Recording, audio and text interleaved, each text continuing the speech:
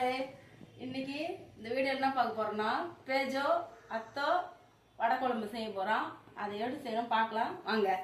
இது அந்த கவுசால போட்டு செய்வாங்கள்ல அந்த வடை செய்யறதுக்கு நான் ஒரு 2 மணி நேரம் முன்னே இந்த கடலை பருப்பை ஊற வச்சுட்டேன். இது ஒரு 100 பருப்பு இருக்கும். இதில் பாதி பருப்பு நம்ம மிக்சியில் போட்டுக்கலாம். போட்டு கொஞ்சம் நைஸாக குறைன்னு ஒன்றும் பாதியாக அரைச்சிக்கலாம். பருப்பு நம்ம இந்த மாவு அரைச்சிட்டு அந்த மாவில் போட்டு கரைச்சிட்டு வடை சுடுவோம். அப்போ நம்மளுக்கு முழுசு ஒன்றும் பாதியாக தெரியும், முழுசும் பாதியமாக தெரியும். அந்த வடை குழம்புல நல்லா டேஸ்ட்டாக இருக்கும். 3 காஞ்ச மிளகா எடுத்துக்கலாம். நான் பூண்டு நறுக்கி வச்சுருக்கேன், அந்த பூண்டு போட்டுக்கலாம். கொஞ்சமாக ஒரு 2-3 பூண்டு பல் அளவுக்கு போட்டுக்கலாம். போட்டு இது கொஞ்சம் நம்ம பேஸ்ட் மாதிரி அரைச்சிப்போம்.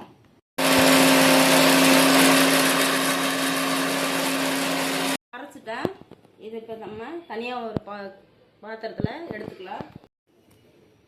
பருப்பை இந்த அரைச்சோம்ல அதோட போட்டுக்கலாம்.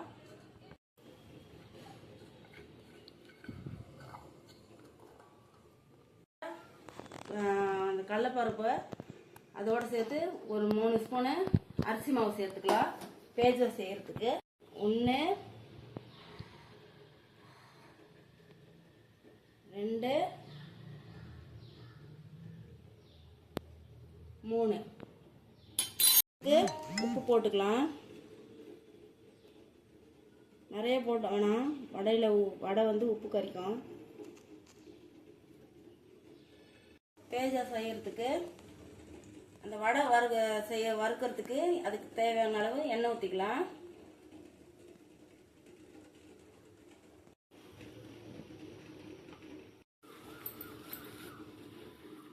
இதில் தண்ணி ஊற்றி கலந்துக்கலாம்.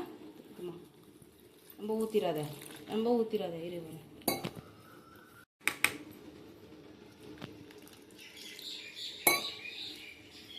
இந்த மாவு ரொம்ப கட்டியாகவும் இருக்கக்கூடாது, ரொம்ப தண்ணியாகவும் இருக்கக்கூடாது. நான் இதை கலக்கிட்டு காமிக்கிறேன் உங்களுக்கு. மாவு கட்டி இல்லாமல் நல்லா நம்ம இந்த விஸ்கை வச்சு கரைச்சிக்கலாம். இப்போ 5-6 வடை வரும், பேஜை வரும். 5-6 பேஜை வரும். நாங்கள் 5 பேர், எங்கள் வீட்டில் 5 பேர் சாப்பிட்ற மாதிரி நான் செஞ்சுருக்கேன்.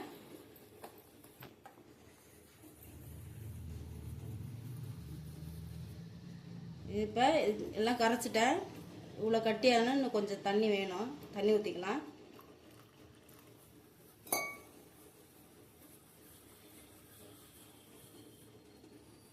இது மாதிரி நல்லா கலந்து விட்டுப்போம். கலந்து விட்டுட்டு அதுக்கப்புறம் நம்ம ஒரு குழி கரண்டியை எடுத்து அதில் எடுத்து பார்க்கலாம். நம்ம இப்போ இந்த குழி கரண்டியை வச்சு நல்லா கரண்டியால் கரைச்சி விட்டுப்போம். இந்த சைடெல்லாம் மாவு எதனா கட்டியாக இருந்துச்சுன்னா எல்லாத்தையும் ஒன்றா மிக்ஸ் பண்ணிக்கலாம். இப்போ மாவு பாருங்கள், இந்த மாதிரி இருக்கணும். இது கடலை பருப்பு அதில் முழுசாக இருக்கனால அந்த மாதிரி மொத்தமாக சேர்ந்த மாதிரி விடுவது. மாவு பக்கத்தில் இருக்குது. இந்த பக்கம் எண்ணெயும் காஞ்சிருச்சு. அடுப்பை நம்ம சிம்மில் வச்சுட்டு நம்ம இப்போ பேஜோவுக்கு வடைக்கு மாவு ஊற்றிக்கலாம்.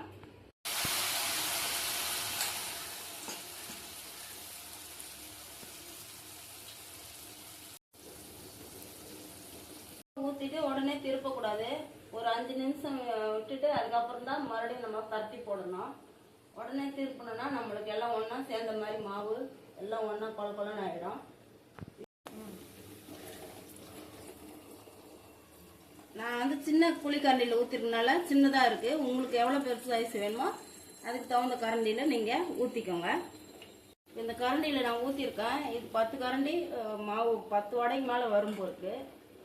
இப்போ நம்ம குழம்புலையும் அந்த கவுசாலையும் போட்டு பிசைஞ்சு சாப்பிட்டா நம்மளுக்கு நல்லா ஃபுல்லாக இருக்கும். நல்லா வடை இதுவாயிடுச்சுன்னா அந்த பபிள்ஸ்லாம் அடங்கிடும். அப்போ நம்ம எண்ணெயை வடிச்சிட்டு எடுத்துக்கலாம். இந்த மாதிரி வடை செய்யல சென்னா குனியும் அதுவும் போட்டு செய்வாங்க. அதுவும் போட்டு செய்வாங்க. இல்லைன்னா இந்த மாதிரி கடலைப்பருப்பை முழுசாகவும் போட்டு செய்வாங்க. இன்னும் நம்ம சின்ன கோணியில் செஞ்சால் இன்னும் டேஸ்ட்டாக இருக்கும். அந்த மாதிரி நீங்கள் ட்ரை பண்ணி பாருங்கள்.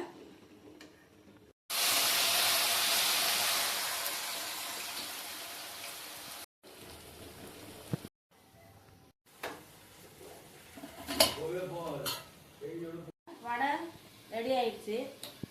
வறுக்கும் போதே எங்கள் வீட்டில் 3-4 வடை எடுத்து சாப்பிட்டாங்க.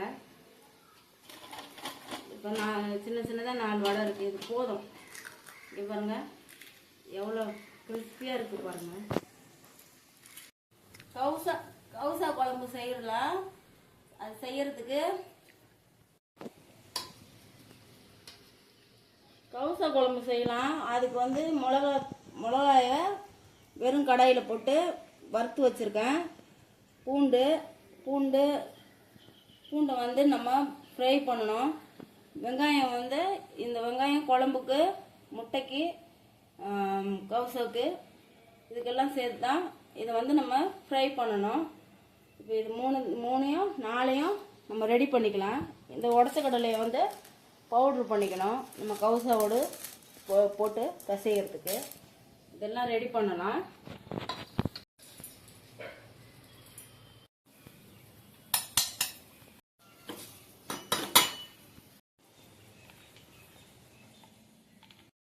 பொடிசாக நறுக்கி வச்சுருக்கேன். இந்த பூண்டை வந்து எண்ணெயில் போட்டு ஃப்ரை பண்ணிக்குவோம்.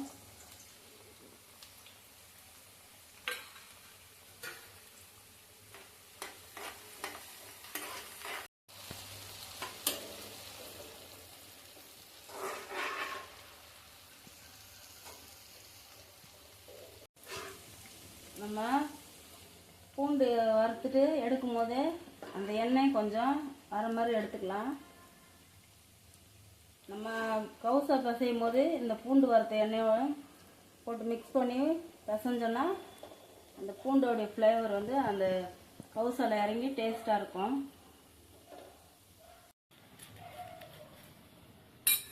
இப்போ நம்ம வெங்காயத்தை ப்ரௌனாக வறுத்து எடுத்துக்கலாம்.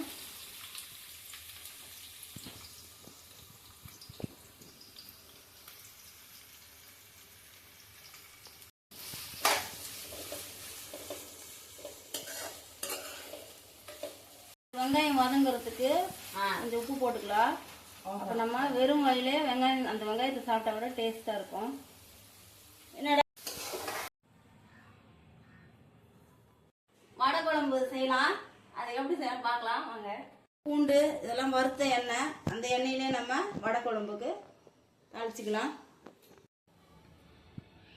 வடை குழம்பு செய்ய அந்த பூண்டு வெங்காயம்லாம் வறுத்த அந்த எண்ணெயிலேயே வெங்காயத்தை வதக்கலாம். வெங்காயம் வந்து ரொம்பலாம் சவப்பாக வரக்கூடாது. மீடியமாக ப்ரௌன் ஆனால் போடணும். வறுக்கணும்னா அந்த பூண்டு வெங்காயம்லாம் வறுத்த அந்த ஃப்ளேவர் வந்து அந்த எண்ணெயில் இருக்கும். அந்த எண்ணெயில் நம்ம குழம்பு வச்சா குழம்பு வந்து டேஸ்ட்டாக வரும். அதுக்கு தான் அதில் செய்கிறது. இதில் 1 ஸ்பூனு இஞ்சி பூண்டு பேஸ்ட்டு போட்டுக்கலாம்.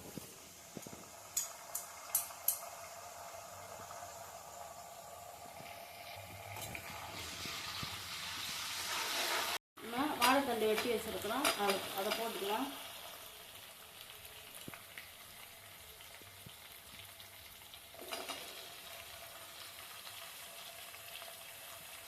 இது வந்து நான்வெஜ் இல்லாமல் வெறும் வெஜ் குழம்பு தான். கிழங்கா மீனை க்ளீன் பண்ணிவிட்டு நல்லா வேக வச்சு அதை வந்து உதுத்துட்டு குழம்புல கரைச்சி விடுவாங்க. அப்படி தான் செய்வாங்க குழம்பு வந்து. எங்களுக்கு தெரிஞ்சவங்க ஒருத்தவங்க பர்மாக்காரங்க கவுசா போடுறாங்க. அவங்க அப்படி தான் செய்வாங்க. அதை பார்த்துட்டு தான் நான் உங்களுக்கு சொல்கிறேன்.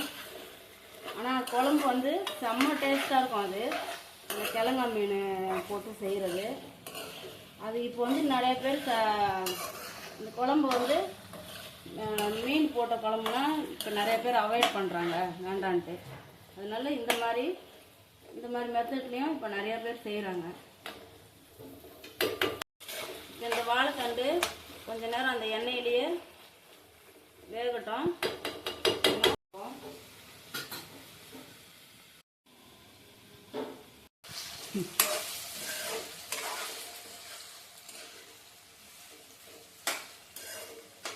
வாழைத்தண்டுலாம் அரை வெந்துருச்சு. இதில் வந்து நம்ம மஞ்சத்தூள் போட்டுக்கலாம். இப்போ தேவையான அளவு போட்டுக்கலாம். இந்த குழம்பு வந்து கொஞ்சம் டார்க் மஞ்சளாக இருந்தால் தான் நல்லாயிருக்கும்.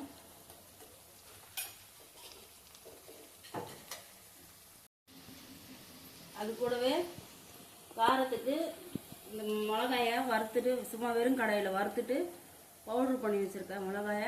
மிளகாத்தூளை அதில் போட்டுக்கலாம். ஒன்றும் பாதியாக பவுட்ரு பண்ணி வச்சுருக்கேன். அந்த மிளகா இதுதான் 1 ஸ்பூன். இதில் நம்ம 1 ஸ்பூன் போட்டுக்கலாம். அப்புறம் நம்மளுக்கு காரம் வேணும்னா பார்த்துட்டு போட்டுக்கலாம்.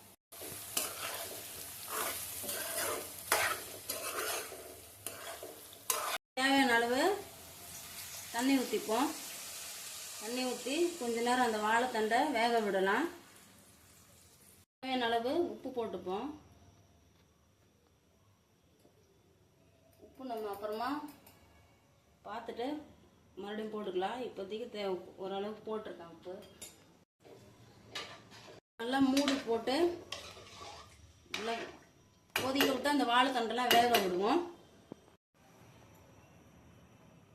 இப்போ கொதிக்கட்டும். வாழைத்தண்டெல்லாம் வேகணும். நம்ம அந்த குழம்பு திக்காகிறதுக்கு கொஞ்சோண்டு 2 ஸ்பூனு கடலை மாவு எடுத்து வச்சுருக்கேன். அது நம்ம கரைச்சிப்போம் கட்டி இல்லாமல். குழம்பு வந்து அப்போ தான் திக்கு கொடுக்கும். இதுக்கு கடலை மாவு தான் சேர்ப்பாங்க அந்த குழம்புக்கு. பாருங்க கட்டி இல்லாமல் கரைச்சிட்டேன். நம்ம குழம்பு நல்லா கொதி வந்து இந்த மாதிரி தண்ணியாக கரைச்சி வச்சுருக்கேன். நம்ம குழம்புல ஊற்றினோன்னா குழம்பு திக்காக வந்துடும். நல்லா கொதி வந்து அந்த வாழைத்தண்டு வேகட்டும். அதுக்குள்ளே நம்ம கவுசை எப்படி பிசைறதுட்டு அதுக்கு என்னென்ன பொருள் தேவைன்ட்டு காமிக்கிறேன். நல்லா இந்த மாதிரி பொடிசாக நறுக்கிட்டு வறுத்து வச்சுருக்கிறேன். வெங்காயத்தை இந்த மாதிரி நைஸாக நீட்டாக நறுக்கி வச்சுருக்கேன். நம்ம பிசையும் போது நல்லா கையை விட்டு நல்லா பிசைஞ்சோன்னா இந்த மாதிரி வெங்காயம் தனித்தனியாக தெரியும். கொஞ்சம் கோஸு. இது வந்து இதெல்லாம் வந்து 5 பேர் சாப்பிட்ற மாதிரி, அதுதான் இந்த அளவு எடுத்து வச்சுருக்கேண்ணா. கொஞ்சம் கோஸு. இது வந்து அந்த காஞ்ச மிளகாயை நீட்டு மிளகாயை வெறும் கடாயில் போட்டு வறுத்துட்டு பவுட்ரு பண்ணி ஒன்றும் பாதியாக பவுட்ரு பண்ணி வச்சுருக்கேன். அது வந்து நம்மளுக்கு காரம் எவ்வளவோ அதுக்கு தகுந்த மாதிரி போட்டுக்கலாம். இது வந்து வெங்காயத்தை நல்லா பொன்னிறமாக வறுத்து வச்சுருக்கேன். இது பாருங்களேன் எவ்வளோ இதுவாக இருக்குது. இது நம்ம சும்மா வெறும் வாயில் கூட சாப்பிட்லாம், நல்லாயிருக்கும். இது போட்டு மிச்சத்தை எடுத்து வச்சுட்டு நம்ம வெறும் சாம்பார் மிளகா கிள்ளி போட்டு சாம்பார் வைக்கும் போது கூட இந்த வெங்காயத்தை நம்ம போட்டு செஞ்சோன்னா டேஸ்ட்டாக இருக்கும். இது இப்போ நான் இவ்வளோ போட மாட்டேன் கவுசக்கு. இதில் பாதி எப்படியும் எடுத்து வச்சுருவேன். சாம்பார் அந்த சாம்பாருக்கு நம்ம செஞ்சோன்னா செம்ம டேஸ்ட்டாக இருக்கும் சாம்பார். இது வந்து உடச்சக்கடலை பவுட்ரு. நம்ம போட்டு பிசையும் போது இந்த பவுட்ரு தான் நம்ம அந்த இதோட கவுசாவோட போட்டு பிசையணும். அதுக்கு நல்லெண்ணெய் எடுத்து வச்சுருக்கேன். கொஞ்சம் எண்ணெய் ஊற்றி பிசையணும். புளி தண்ணி எடுத்து வச்சுருக்கேன். நம்மளுக்கு எவ்வளோ புளிப்பு தேவையோ அந்த அளவுக்கு. உப்பு தண்ணி நம்ம தேவையான அளவு உப்பு தண்ணியும் நம்மளுக்கு எவ்வளோ உப்பு தேவையோ அந்த அளவுக்கு உப்பை வந்து தண்ணியில் கரைச்சிட்டு நான் கரைச்சிட்டு காமிக்கிறேன். இப்போ கரைக்கல. உப்பு வந்து நம்ம கொஞ்சம் தேவையான அளவு தண்ணியில் கரைச்சிட்டு நான் காமிக்கிறேன் உங்களுக்கு. வந்து நம்ம பிசையிறோம்ல கவுசா, அப்போ வந்து நம்மளுக்கு எலுமிச்சை பழம் அந்த புளிப்பு வேணும்னா நம்ம இதையும் பிழிஞ்சு விட்டுட்டு நம்ம மொத்தமாக பிசைஞ்சிட்டு நம்ம பரிமாறணும்னா நல்லா டேஸ்ட்டாக இருக்கும். நம்ம கவுசாவை வேக போட்டுக்கலாம். அதுக்கு தேவையான அளவு உப்பு போட்டுப்போம்.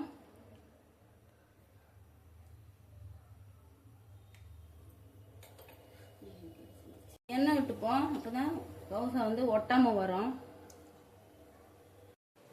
நான் வந்து என் கவுசா கடையில் வாங்கி யூஸ் பண்ணுற கவுசா தான் இன்றைக்கி நான் வாங்கியிருக்கேன். நூடுல்ஸ்லாம் வாங்கலை. இது வந்து கவுசா கடைங்கெல்லாம் கவுசா போட்டு விற்கிற அதுக்கு வாங்குகிற கவுசா தான். இப்போ இதை ஒரு பாக்கெட்டில் 5 பேருக்கு சரியாக போயிடும். இப்போ இதில் தண்ணி கொதி வந்தோடனே அதில் போட்டு ஒரு 5 நிமிஷம் விட்டு எடுத்து தண்ணியை வடிகட்டிட்டு அப்புறம் உங்களுக்கு நான் காமிக்கிறேன்.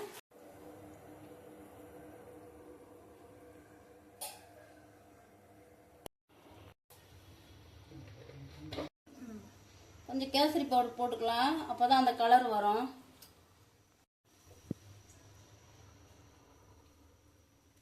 உங்களுக்கு வேணும்னா போட்டுக்கோங்க, இந்த கலர் வேணும்னா கேசரி பவுடர் போட்டுக்கோங்க. இல்லைன்னா நம்ம மஞ்சத்தூள் கூட போட்டு வேக வைக்கலாம். கடையில் வந்து கேசரி பவுடர் போட்டு தான் இந்த கவுசாவை வேக வைப்பாங்க. அதுதான் அந்த கலர் ஆரஞ்சு கலரில் நம்மளுக்கு தெரியுது. வாழைத்தண்டுலாம் வெந்துருச்சு. இப்போ நம்ம கரைச்சி வச்ச கடலை மாவு அதில் ஊற்றிக்கலாம். குழம்பு வந்து கட்டியாகும். நம்ம இந்த மாதிரி கையை வச்சு கலரிக்கிட்டே இருப்போம் கரண்டி விட்டு. குழம்பு தண்ணியாக இருந்துச்சுன்னா நீங்கள் கொஞ்சம் கடலை மாவை கரைச்சி ஊற்றிக்கோங்க மறுபடியும். இது கொதி வந்தோடனே சரியாக வந்துடும்.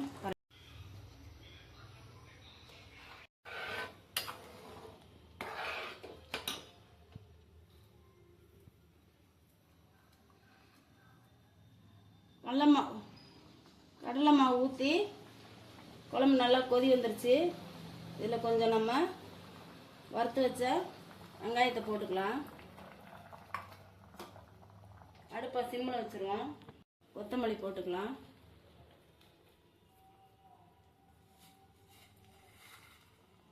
கொஞ்சம் பூண்டு போட்டுக்கலாம்.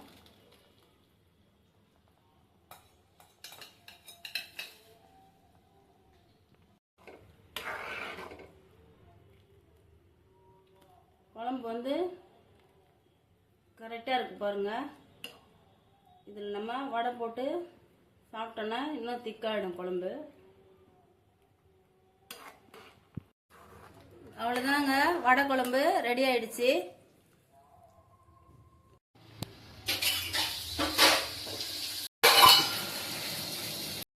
ரெடி பண்ணிக்கலாம். வேக வச்சுருக்கேன். இந்த மாதிரி நடுவில் இப்படி கட் பண்ணிக்கணும். ரொம்ப கட் பண்ணக்கூடாது. இப்படி கட் பண்ணிக்கிட்டு இது வந்து உப்பு தண்ணியை உப்பை வந்து தண்ணியில் போட்டு கரைச்சி வச்சுருக்கேன். இதில் கொஞ்சம் உப்பு தண்ணி, புளி தண்ணி,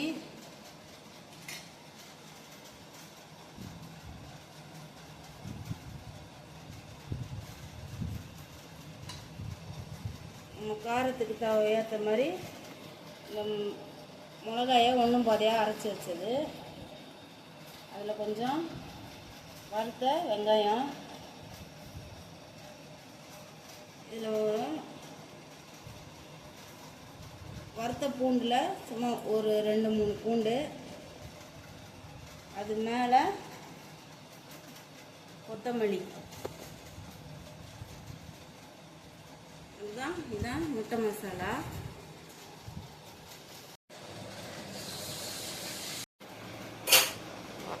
கவுசாவை ரெடி பண்ணிக்கலாம். நாங்கள் வந்து கவுசாவில் வடை போட்டு சாப்பிட மாட்டோம், குழம்புல தான் வடை போட்டு சாப்பிடுவோம். கவுசாவை இன்னும் ஒரே ஒரு வடை மட்டும் போட்டு பிசைஞ்சிக்கலாம். வெங்காயத்தை வந்து நம்ம நல்லா இந்த மாதிரி கையை வச்சு இந்த மாதிரி பிசைவோம்.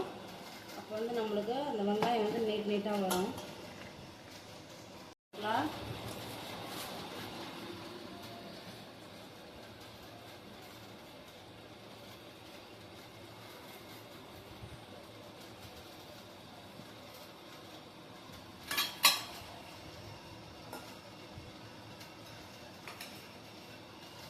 அதோடவே இந்த வறுத்து வச்ச வெங்காயத்தையும் போட்டுக்கலாம். எல்லாத்தையும் போட்டுறேன். நல்லா டேஸ்ட்டாக தான் இருக்கும்.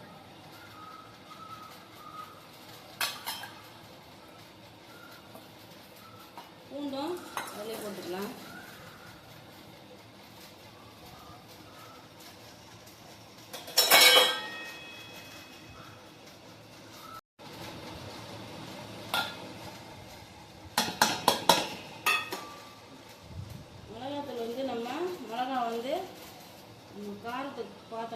போட்டுக்கலாம்.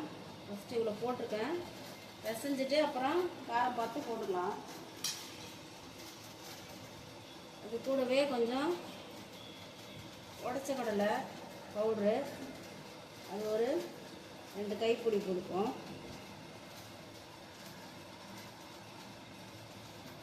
வடையை கொஞ்சம் உடச்சிக்கலாம். உடச்சி போட்டுப்போம். எல்லா வடையும் போடலை, சும்மா நம்ம சாப்பிடும் போது நம்ம பல்லுக்கு இது 1-2 கடி போடும், டேஸ்ட்டாக இருக்கும். ஏன்னா வடை வந்து கம்மியாக இருக்குது. சுடும் போது இங்கே எல்லாம் சாப்பிட்டாங்க. இல்லைன்னா இதில் ஒரு 3 வடை, அதில் குழம்புக்கு ஆளுக்கு ஒரு வடை போட்டு சாப்பிடுவோம்.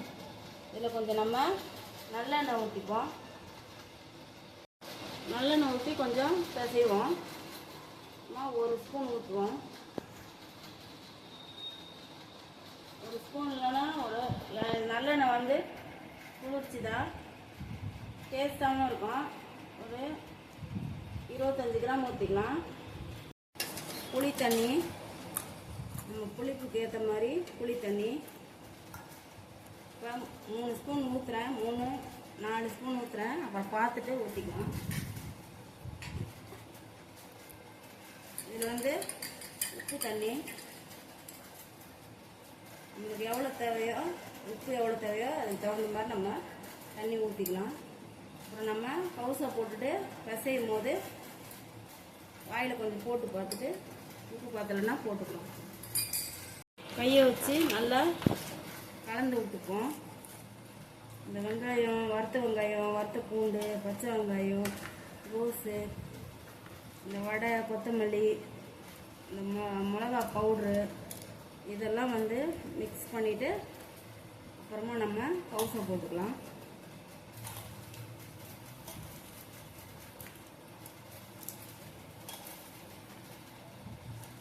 நம்ம இதில் வந்து கோஸை குறைச்சிட்டு வெங்காயம் நிறையா போட்டால் இன்னும் டேஸ்ட்டாக வரும்.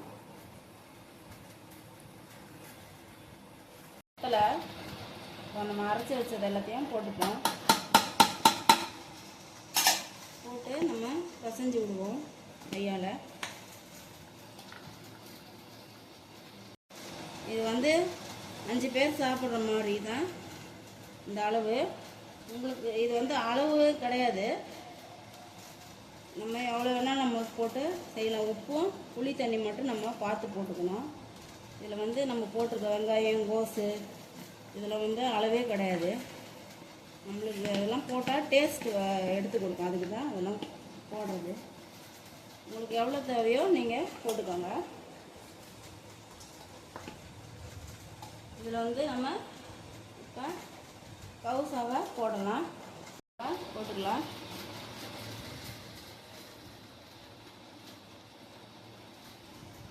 இந்த மாதிரி கையில் உதுத்து போட்டால் நம்மளுக்கு அந்த எல்லாம் சேர்ந்த மாதிரி இருக்குல்ல, அதெல்லாம் தனித்தனியாக வரும்.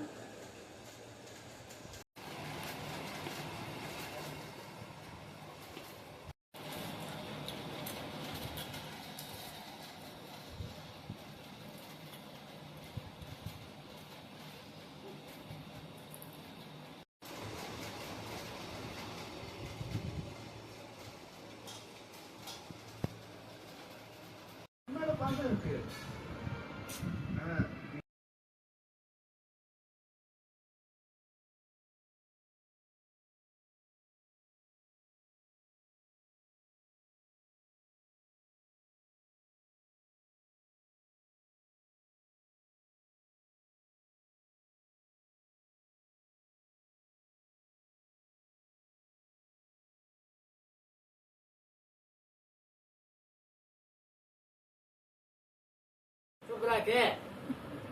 பிடிச்சிருந்தா லைக் பண்ணுங்க, ஷேர் பண்ணுங்க, கமெண்ட் பண்ணுங்க, மறக்காம சப்ஸ்கிரைப் பண்ணுங்க. நாங்க இப்போதான் யூடியூப் சேனல் ஆரம்பிச்சிருக்கோம். எல்லாரும் எங்களுக்கு சப்போர்ட் பண்ணுங்க. பாய்.